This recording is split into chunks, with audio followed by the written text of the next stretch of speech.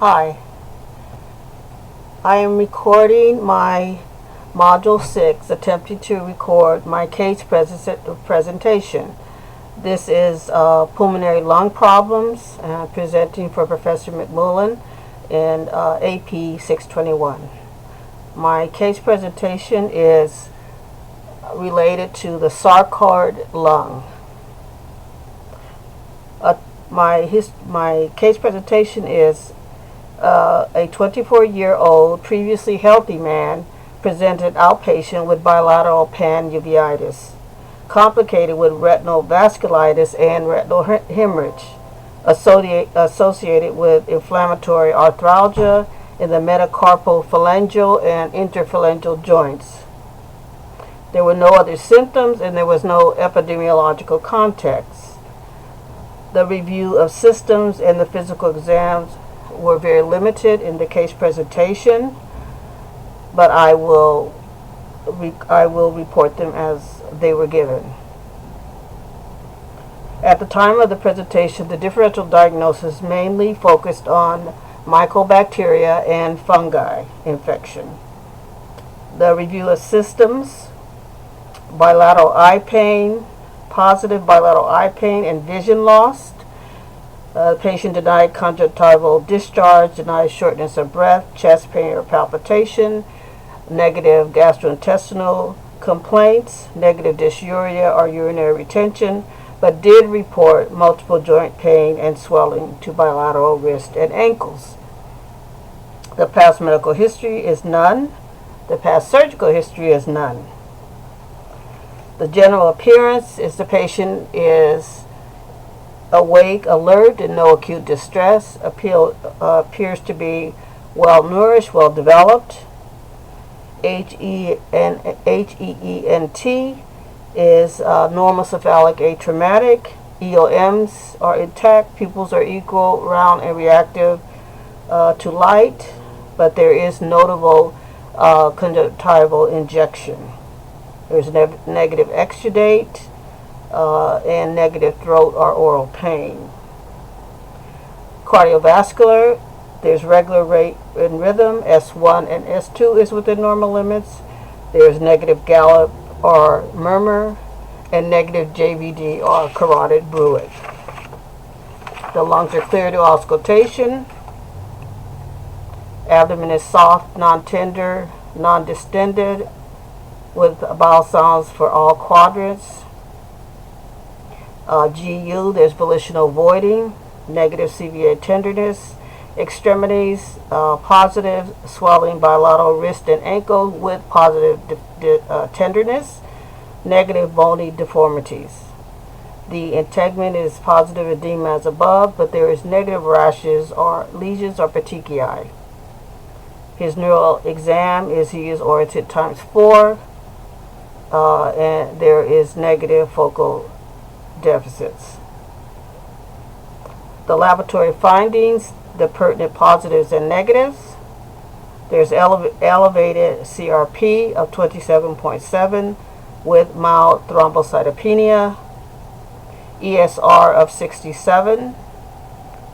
Immunological studies where an IgG of 1,280, which is abnormal, and an IgA of 125, IgM of 281, which were all elevated. Anti-nuclear cytoplasm and anti-nuclear antibodies were negative. Double-stranded DNA, negative. Rheumatoid factor, negative. But what was significant in the laboratory finding is that the circulating immune complex was greater than 100 gram per milliliter, which was significant. There was immunophenotyping, which showed an increase of B lymphocytes of 19%, an increase in T lymphocytes of 23%, and the presence of monoclonal B cell population. All serology tests were negative for HIV, syphilis, toxoplasmosis, herpes and herpes 2, Epstein-Barr virus, CMV, Coxsackie-Burnet, and Mantle test and interferon gamma release for TB was positive. CT of the chest was performed with contrast. The CT was positive for a subcoronal mediastinal mass, which with lateralized to the right, and there was suggestive of adenopathy without enhancement after contrast effect. Coronal view of the CT did confirm the subcoronal mediastinal mass lateralized with a dimension of 82 by 70 millimeters, suggesting adenopathy without enhancement after contrast. There was a bronchial lavage, which was used for immunotyping, revealed a lymphocytic alveolitis, mild eosinophilia, lymphocytes and CD4 prominence, and high CD4 CD8 ration. The bronchoscopy and bronchial alveolar lavage did also show a caesium cluster around from the tracheal aspiration. The patient was treated with an anti-tubercular drug for the next 18 months long with a corticosteroid and a high resolution of all ophthalmological condition. 5 years later, the patient returned with complaints of fatigue, dyspnea, worsening arthralgia with joint swelling, and nodular lesions on the face and elbow. The new CT now showed, the new chest CT now showed 3 to 4 millimeters bilateral pulmonary micronodules, with the largest at 16 millimeters. The final diagnosis at this point is primary sarcoid lung with tuberculosis. The management was corticosteroids for 6 months with some improvement, although during weaning steroids the patient relapsed and symptoms did reoccur. At that time the patient was treated with hydroxychloroquine, which also failed treatment, and later placed on methotrexate 10 milligrams per week for approximately 6 months. And after a year, the skin nodules did finally resolve, and as well as his arthralgia. Repeat CT scan of the chest showed resolution of pulmonary changes, while small calcified mediastinal ganglia remained. The prognosis varies, but it is typically a prognosis of 5 to 10 years after initial diagnosis. I will further allude to the discussion of sarcoid lung. Systemic sclerosis is an immune-mediated disease that represents a major clinical challenge for physicians and patients. The nature of the disease is associated with varied outcomes and uncertainty related to long-term morbidity and mortality. The frequency of occurrence is 1 in 10,000 people, which does not lend itself to be observed within many medical communities, particularly during training.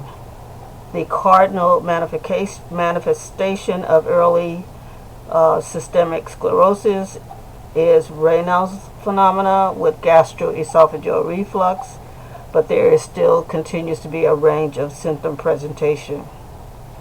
The etiology is unknown, with several contributing factors: genetic, environmental or hazard exposure, and immune predisposition.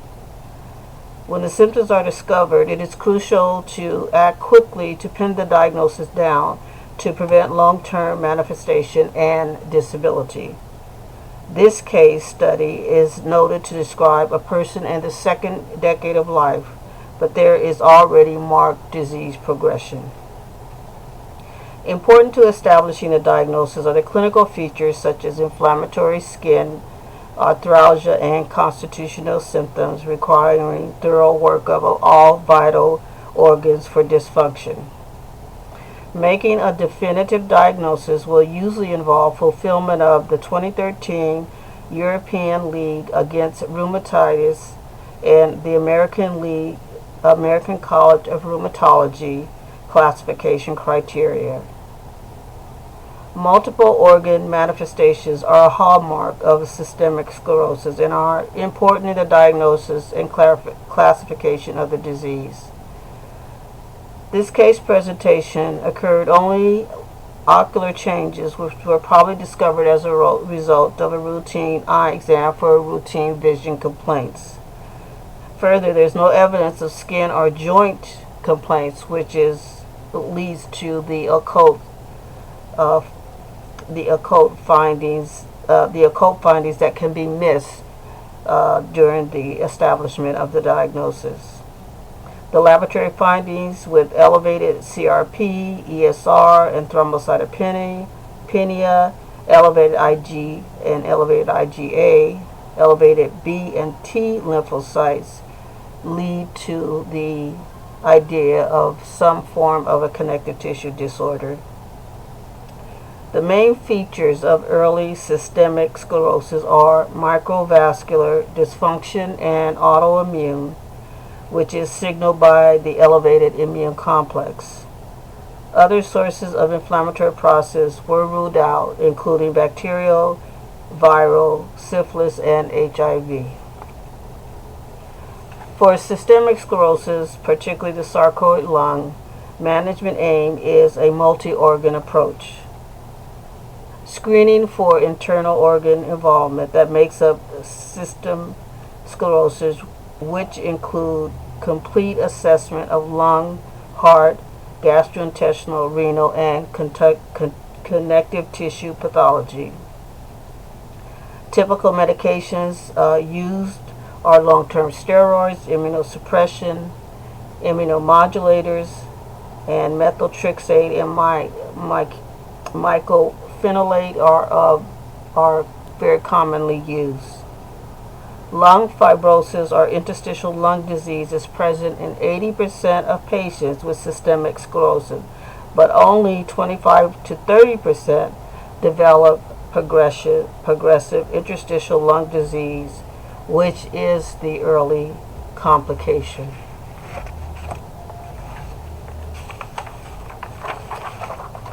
And this is the end of my case presentation for the sarcoid lung. Thank you.